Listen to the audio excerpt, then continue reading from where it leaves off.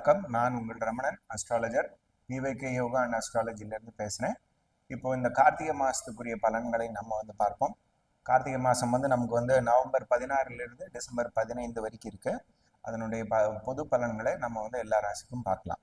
இப்போ பொதுவாக கிரக அட்டவணை எப்படி இருக்குதுனாக்கா, நமக்கு ரிஷபத்தில் குரு பகவான் வக்கரமாக இருக்கார். செவ்வாய் கடகத்தில் இருக்கார். அவர் டிசம்பர் 3ஆம் தேதி வக்கரமாகிறார். கன்னியில் கேது பகவான் இருக்கார். அதே மாதிரி கார்த்திகை மாதங்கிறதுனால சூரியன் விருச்சிகத்தில் இருக்கார்.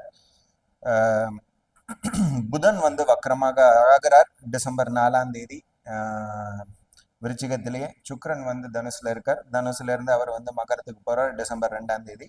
சனீஸ்வரர் கும்பத்தில் இருக்கார்.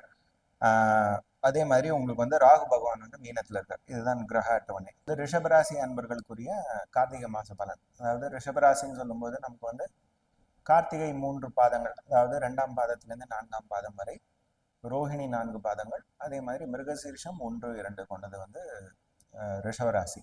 ரிஷபராசி சுக்கிரனுடைய வீடு. இந்த காலகட்டத்தில் சூரிய பகவான் உங்களுக்கு 4 குடையவர் 7ஆம் இடத்துல இருக்கார். உங்களுடைய ராசிலேயே குரு பகவான் உங்களுக்கு 8, 11 குடையவர் வக்கரமான நிலையில இருக்கார். செவ்வாய் உங்களுக்கு 6, 12 குடைய செவ்வாய் 3ஆம் இடத்துல டிசம்பர் 3ஆம் தேதி வாக்குல வக்கரமாகிறார். அதே மாதிரி உங்களுக்கு 8ஆம் இடத்தில் உங்கள் ராசியாதிபதி இருக்கார். அவர் 9ஆம் இடத்துக்கு உங்களுடைய பாதகஸ்தானத்துக்கு டிசம்பர் 3ஆம் தேதியோ 2ஆம் தேதி வாக்குலையோ அவர் போறார்.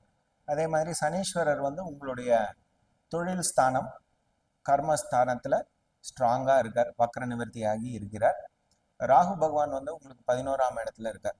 இந்த சூழல்ல உங்களுக்குரிய இந்த மாதம் எப்படி இருக்கும் அப்படிங்கிறத நம்ம பார்ப்போம். இப்போ இந்த காலகட்டத்துல 3ஆம் இடத்தில் செவ்வாய் வக்கரமாகக்கூடிய காலம், அதாவது டிசம்பர் 3ஆம் தேதிக்கு அப்புறமாக அப்படின்னு சொல்லும்போது, உங்களுடைய களத்திர ஸ்தானத்துக்கு அவர் பாக்யஸ்தானத்தில் இருந்தாலும் நீச்சமாக இருக்கக்கூடிய ஒரு காலமாக இருக்கு. அப்படின்னு சொல்லும்போது உங்களுடைய வாழ்க்கை துணைவர் யாராக இருந்தாலும் அவருடைய ஆரோக்கியத்தை நம்ம பார்த்து கொள்ள வேண்டிய ஒரு சூழல் இருக்கும். அவங்களுடைய பேச்சுவார்த்தைகள்ல கொஞ்சம் நெடுசல்கள் வர்றதுக்குரிய ஒரு வாய்ப்பு இருக்கு. அதை நம்ம தான் புரிஞ்சு கொஞ்சம் இந்த காலகட்டம் தாண்டுற வரைக்கும் நம்ம கொஞ்சம் பொறுமை காக்க வேண்டிய ஒரு சூழல். 7ஆம் இடத்தில் உங்களுக்குரிய 4 குடைய சுகாதிபதி வரக்கூடிய ஒரு காலமாக இருக்கிறதுனால, அதே மாதிரி 5 குடையவரும் சேர்ந்து இருக்கிறதுனால, குடும்பத்தோட சேர்ந்து எங்கேயாவது ஒரு பெரிய உல்லாச பயணம் எங்கேயாவது போய் வர்றதுக்குரிய ஒரு வாய்ப்பும் இருக்கு. உங்களுடைய ராசியாதிபதியான சுக்கிரன் 8ஆம் இடத்திலிருந்து 9ஆம் இடத்துக்கு போகும் காலம், அதாவது டிசம்பர் 2க்கு அப்புறமாக உங்களுக்கு ஒரு பாக்கியம் உங்களுக்கு கிடைக்கிறதுக்குரிய ஒரு வாய்ப்பு இருக்கு.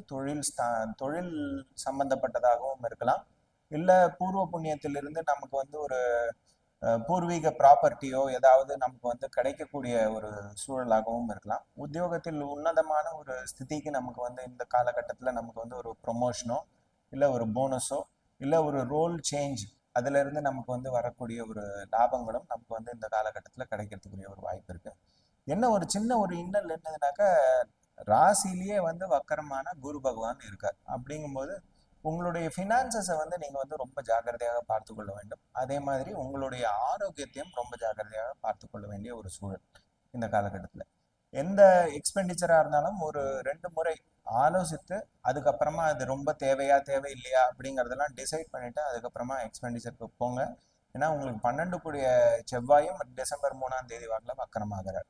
அப்படிங்கும்போது அன்எக்ஸ்பெக்டட் எக்ஸ்பெண்டிச்சர் வர்றதுக்குரிய ஒரு வாய்ப்பு இருக்கு. அதே மாதிரி 8ஆம் இடத்துக்குரிய அதிபதி ராசியிலேயே இருந்து வக்கரமாகும் பொழுது விசித்திரமான ரிசல்ட்ஸ் நமக்கு கிடைக்கும். மறைமுகமான எதிர்ப்புகளும் எதிரிகளும் இந்த காலகட்டத்தில் ஸ்ட்ராங் ஆகக்கூடிய ஒரு நேரமாக இருக்கும். அதனால கொஞ்சம் ஜாக்கிரதையாகவே இருப்பது நல்லது. எல்லா குதூகலங்களும் நமக்கு கிடைக்கக்கூடிய ஒரு காலமாக இருந்தாலும் இந்த ஒரு செக் பாயிண்ட்டையும் நம்ம ஜாக்கிரதையாக வச்சுக்கணும் அப்படிங்கிறது இம்பார்ட்டன்ட். All the best. நன்றி.